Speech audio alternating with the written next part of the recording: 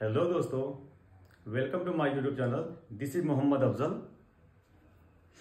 आज जो है हम स्टडी करने वाले हैं reproduction in plants.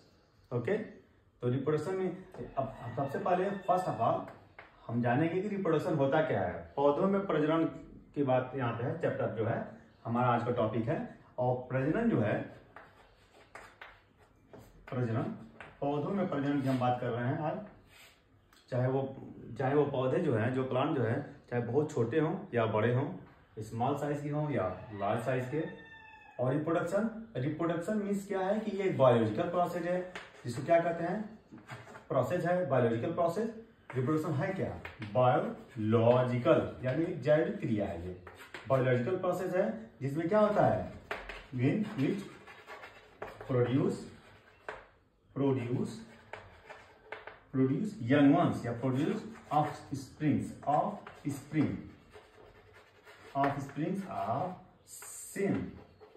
same species are parent कर सकते हैं, पेरेंट्स कर सकते हैं। सिंपल लैंग्वेज में कहा तो स्पीसीज मतलब उसी जाति का। यानी रिप्रोडक्शन एक ऐसा प्रक्रिया है, एक ऐसी प्रोसेस है जिसमें क्या होता है, कोई भी पेरेंट्स जो है अपने जैसी संतान उत्पन्न करने की क्षमता रखते हैं, यानी पैदा करते हैं अपने ही जैसा। याद है दोस्तों, अपने जैसा संतान उत्पन्न करने की क्षमता को ही क्या कहते हैं, रिप्रोडक्शन कहते हैं। यानी producing young ones of the same species, same copy mean same copy. Okay, और ये रिप्रोडक्शन, अगर इसकी एडवांटेज क्या है, अगर रिप्रोडक्शन ना हो तो सपोज दैट अगर किसी फैमिली में अगर शादी ब्याह किसी बच्चे का अगर ना हो तो आगे जनरेशन कैसे होगा, ना परिवार आगे कैसे बढ़ेगा। तो इस तरह से वो परिवार क्या होगा, ब्रेक हो जाएगा, जनरेशन ब्रेक हो जाएगी और उस परिवार का एट लास्ट क्या होगा, अंत हो जाएगा। इसी तरह से सभी जातियों का, इस पृथ्वी पे सभी जातियों का जो है, सभी स्पीसीज, सभी ऑर्गेनिज्म का क्या होता है, सभी ऑर्गेनिज्म में रिप्रोडक्शन होता ही है। अदरवाइज वो क्या होगा, उनका एग्जिस्टेंस इस अर्थ से क्या होगा, फिनिश हो जाएगा। उसके बाद ये पृथ्वी पे कहीं नहीं होंगे। ओके, तो ये रिप्रोडक्शन क्यों मस्ट है, यानी continuity of life, continuity of life की कंटिन्यूटी बनाए रखने के लिए क्या है, reproduction is the essential biological process. Okay,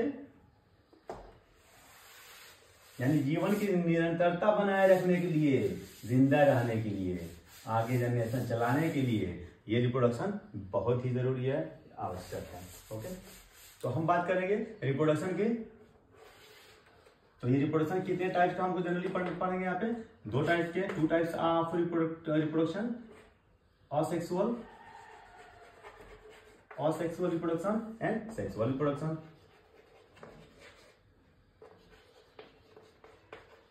sexual reproduction, अब असेक्सुअल रिप्रोडक्शन में मीन्स ऐसे भी हमारे प्लेनेट पे ऐसे बहुत से जीव हैं जो अपने बॉडी के ही किसी अंग से, किसी ऑर्गन से एक न्यू वन क्या कर देते हैं, प्रोड्यूस कर देते हैं बॉडी किसी भी ऑर्गन से। अब यहाँ स्पेशली हम किसके रेफरेंस से बात कर रहे हैं, प्लांट के। तो प्लांट में कौन कौन सी बॉडी हो सकती है, तो लीव, स्टेम, रूट, ये जो है पार्ट्स है प्लांट के। तो इन्हीं से क्या करते हैं, वो एक न्यू प्लांट को क्रिएट कर देते हैं, फॉर्मेशन कर देते हैं। ओके, तो अब यहाँ किस मेथड से होता है, तो हम बात करना चाहेंगे वेजिटेटिव रिप्रोडक्शन।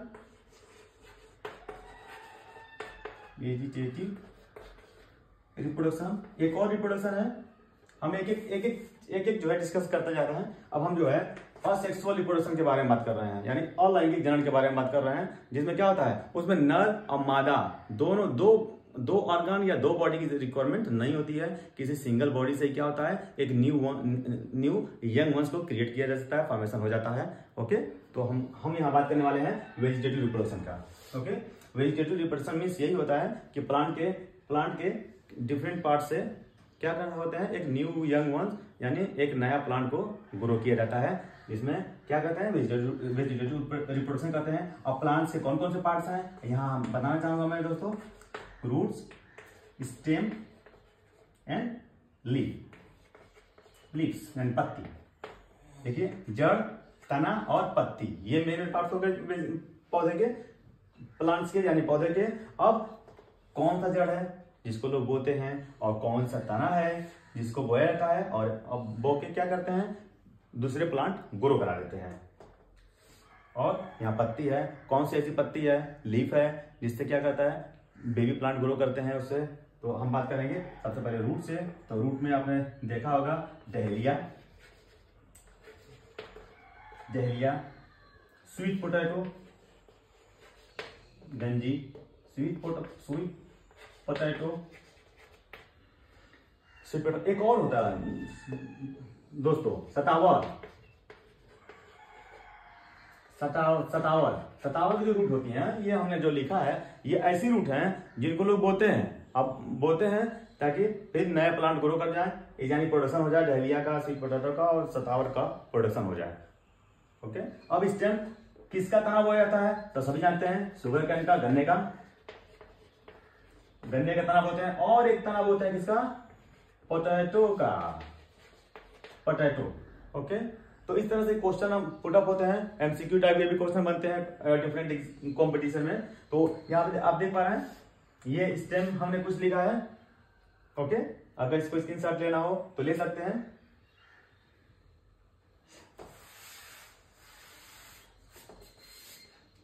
यहां मैं बात करना चाहूंगा शुगर कैन का। तो आपने शुगर कैन देखा है, यहाँ पे इस तरह से होता है शुगर कैन, गन्ना होता है, इसकी ये जड़ें होती हैं, ये इसको कहते हैं नोड्स, इसको इंटरनोड। तो इसी नोड पे देखा होगा आपने, एक कली होती है, बट तो यही कली जो है, यही तो बोते हैं किसान जो है खेत में। तो इसको जब हम बोते हैं तो यही कली बड़ा होके क्या बना देता है, गन्ने का एक बड़ा प्लांट तैयार, यानी ग्रो करते हो जाता है, निर्माण हो जाता है।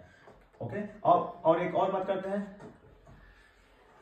ये देखिए आलू है, इसको क्या कहते हैं, इनको आंख बोलते हैं बच्चों, दोस्तों आंख बोलते हैं इसको। क्या, इनको भी इंग्लिश में बर्ड ही बोलते हैं, लेकिन कहते हैं आंख। ये और ये देखिए दोनों में पाया जा रहा है, बर्ड जो है दोनों में पाया जा रहा है। इसका मतलब यह है कि इसलिए तो इसको कहते हैं ना, potato is a stem not a root, but root is underground part of the plant, everybody know about this. But potato is a not root, it is a stem because it has a buds. A bud is the special features of a stem. Okay? तो ये competition में question आते रहते हैं कि potato को, आलू को क्यों तना, क्यों जड़ नहीं कहते हैं, तना क्यों कहते हैं, तो because it has a buds. तो ये रहा इसलिए जो। अब एक और बच गया है लीफ की हम चर्चा करेंगे, पत्ती की चर्चा करेंगे। कौन सी ऐसी पत्ती है, कौन सा ऐसा प्लांट है जिसकी पत्तियों से कोई बेबी प्लांट ग्रो कर जाता है, कोई प्लांट ग्रो करता है। और याद रखा दोस्तों, ये देखा जाए तो सेम कॉपी होता है, जो हम बोते हैं वही ग्रो करता है। यानी पोटैटो बोते हैं तो पोटैटो होता है, शुगर कैन लगाते हैं तो शुगर कैन होता है। और यहाँ पे हम आप देख पा रहे हैं, एक मैं लीफ बता रहा, यानी ये काइल जेनर ने एक और एग्जांपल आपके सामने आ गया है, देख पा रहे हैं। ये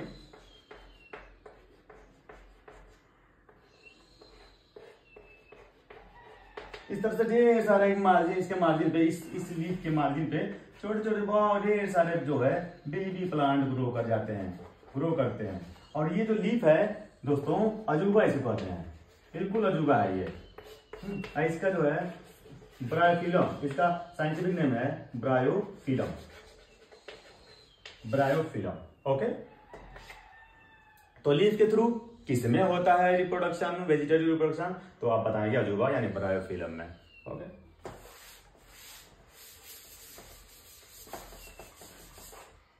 अब एक और वेजिटेटिव रिप्रोडक्शन होता है जिसमें कहते हैं स्पोर फॉर्मेशन, वेजिटेटिव नहीं सॉरी असेक्सुअल रिप्रोडक्शन है स्पोर फॉर्मेशन। स्पोर फॉर्मेशन का आपको बेस्ट एग्जांपल है फंजाई। आपने देखा होगा ब्रेड को खराब होते हुए, फफूंद लगते हुए ब्रेड पे, रोटी पे और भी खाने वाली चीजों पे फफूंद लगते हुए। तो आपने देखा होगा कि सपोर्टेड की एक ब्रेड है और ब्रेड पे ये बारीक बारीक देखेंगे फाइबर टाइप आपको दिखाई देंगे इस तरह से। और जब ये दिखाई देते हैं ये, तो ये इनको बोलते हैं फिलामेंट।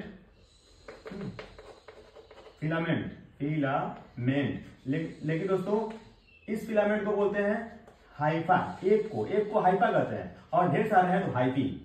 तो ये क्या, ये फिलामेंट क्या कहलाते हैं, हाइफी कहलाते हैं। लेकिन यही हाइफी उसके टॉप पे एक राउंड शेप बॉडी क्रिएट होती है, बनती है, जिसको हम कहते हैं दोस्तों स्पोर कहते हैं। और यही स्पोर जो राउंड शेप बॉडी देख रहे हैं, हमने क्या बनाया है, एक फंगस का फोटो बनाया है, डायग्राम बनाया है, जिसको कहते हैं राइजोपस, यानी ब्रेड मोल्ड।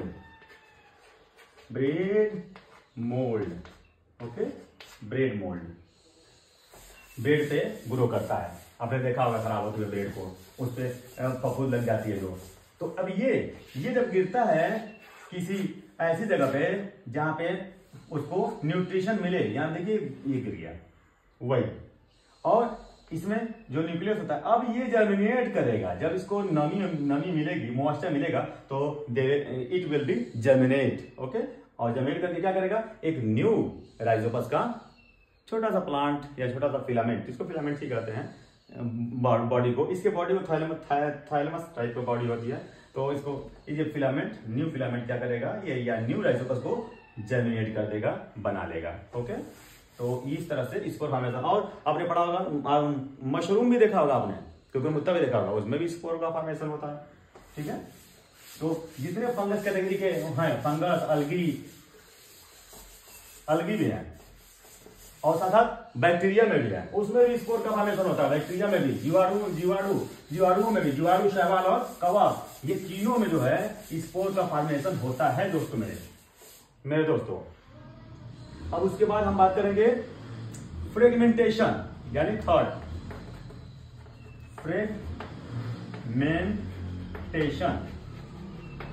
फ्रेगमेंटेशन की बात करेंगे दोस्तों, जिसको कहते हैं विखंडन। वर्ड से ही पता चल रहा है कि अपने शरीर को खंडों में तोड़ देना। जैसे अब देखिए, यहां पे मैं बना रहा हूं, एक शैवाल है,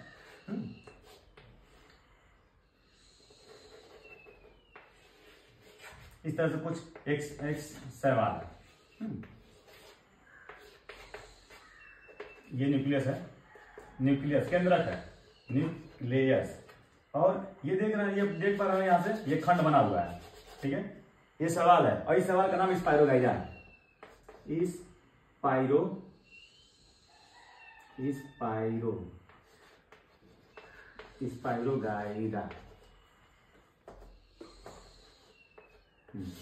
स्पाइरोगाइरा, इस सवाल का नाम क्या है, स्पाइरोगाइरा, जो पॉन्ड में, तालाब में, नहर में, हर जगह साफ पानी में पाया जाता है स्पाइरोगाइरा। ये ग्रीन एल्गी है स्पाइरोगाइरा। और भी एक और भी है, यूलोथ्रिक्स। स्पाइरोगाइरा है यूलोथ्रिक्स, इसी तरह का यूलोथ्रिक्स। तो ये नाम याद रखिए, यूलोथ्रिक्स। इसमें क्या होता है, ये देख पा रहे ना, ये यहाँ पे ये खंड बने हुए हैं, ये खंड टूट जाएगा, ब्रेक हो जाएगा। देखिए ये खंड क्या हो गया, ब्रेक हो गया। इसी तरह से ये भी खंड ब्रेक होगा। तो ये अपने फिलामेंट क्या करते हैं, बॉडी को ब्रेक करते हैं छोटे छोटे पीस में, और यही पीस जो है फिर एक बड़ा सा क्या बना देगा, स्पाइरोगाइरा एक बना देगा, यानी एक स्पाइरोगाइरा का फॉर्मेशन कर देगा। उसी तरह से जस्ट यूलोथ्रिक्स में होता है। तो यूलोथ्रिक्स एंड स्पाइरोगाइरा, ये दो जो है विखंडन, यानी और जैसे अलैंगिक जनन जो होता है, उसमें एक प्रकार का जो फ्रेगमेंटेशन होता है, वो इसके एग्जांपल है। यानी ये फ्रेगमेंटेशन के थ्रू क्या करता है, अपना असेक्सुअल रिप्रोडक्शन करता है, यानी न्यू बॉडी बनाता है, न्यू प्लांट, न्यू अलगी बनाता है। ओके, न्यू ऑर्गेनिज्म बनाता है। तो ये भी हो गया स्पोर फॉर्मेशन।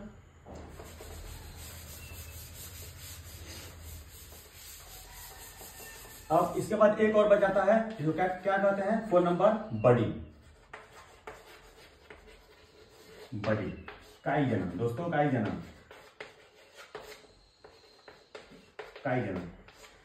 ठीक है, बाई बड़ी, काई नहीं, सॉरी, कलिका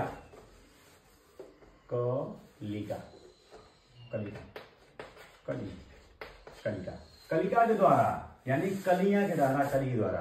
तो अब किसमें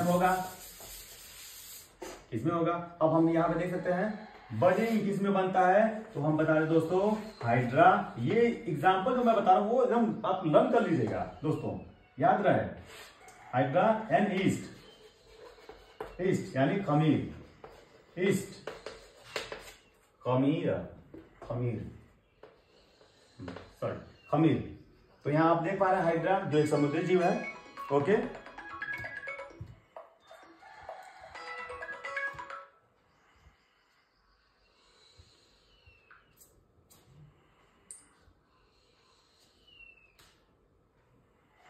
तो यहां देख पा रहे हैं हाइड्रा और एक ईस्ट है जिसको खमीर कहते हैं, और हाइड्रा एक समुद्री जीव है। इसमें और ईस्ट में दोनों में बाई बडिंग के थ्रू क्या होता है, रिप्रोडक्शन होता है। यानी ये अपना क्या करते हैं, यंग मन को क्रिएट करते हैं, बेबी को क्रिएट करते हैं, कर सकते हैं ऑफस्प्रिंग को क्रिएट करते हैं, यानी न्यू ऑर्गेनिज्म को क्रिएट करते हैं। अब देख पा रहे हैं यहाँ पे एक हाइड्रा मैंने बना दिया है, ये टेंटिकल्स है, टेंटिकल्स, और ये और यहाँ पे एक हम बना दे रहे हैं आपको ईस्ट। ये देखिए दोस्तों ईस्ट है, इसी के टॉप पे क्या होता है, एक छोटा सा बर्ड बनेगा, एक देखिए यहाँ बर्डिंग हो रहा है, फिर ये बर्डिंग कंटिन्यू बनता जाएगा, एक चैन का फॉर्मेशन कर लेगा, और यही बर्डिंग बर्ड जो है बर्ड ये डिटैच हो जाती है, और डिटैच होकर एक न्यू इसका फॉर्मेशन कर देती है। तो ढेर सारे कर देते हैं, बहुत सारे हो जाते हैं। इसी तरह से इसमें भी हाइड्रा देख रहे हैं यहाँ पे, फिर यहाँ पे एक बर्ड दिखाई दे रहा है, बर्ड, ये भी बर्ड, तो ये देख रहे हैं बर्ड, यही बर्ड अपने पेरेंट्स से क्या होगा, डिटैच हो जाएगा, यानी अलग हो जाएगा, और फिर ये एक नया हाइड्रा का फॉर्मेशन कर देगा इस तरह से। ओके, तो इस तरह से बर्डिंग का बर्डिंग जो है रिप्रोडक्शन जो है, बर्डिंग के थ्रू जो असेक्सुअल रिप्रोडक्शन है किसमें होता है, hydra and yeast. This is the best example of budding. Okay, और इसके बाद हमारा जो है असेक्सुअल रिप्रोडक्शन फिनिश होता है। अब उसके बाद जो है सेक्सुअल रिप्रोडक्शन आएगा, ठीक है, जिसमें क्या होता है, सेक्सुअल रिप्रोडक्शन में क्या होता है कि नर और मादा का इन्वॉल्वमेंट जरूरी है। नर और मादा यानी मेल और फीमेल गैमेट के फॉर्मेशन से ही क्या बनते हैं, किसी भी जीव का अंग बनता है, किसी भी ऑर्गेनिज्म का ऑर्गन बनते हैं, बॉडी बनती है। तो वो हम जो है नेक्स्ट वीडियो में पढ़ेंगे, और इस वीडियो में इतना ही। अगर वीडियो अच्छी लगी हो तो please like, subscribe and share करें, और साथ साथ कमेंट में जरूर कुछ कमेंट दें, फीडबैक दें मुझे। आपके फीडबैक से मुझे काफ़ी मोटिवेशन मिलता है। अगर वीडियो अच्छी लगी हो तो प्लीज़ सब्सक्राइब करें। Thank you.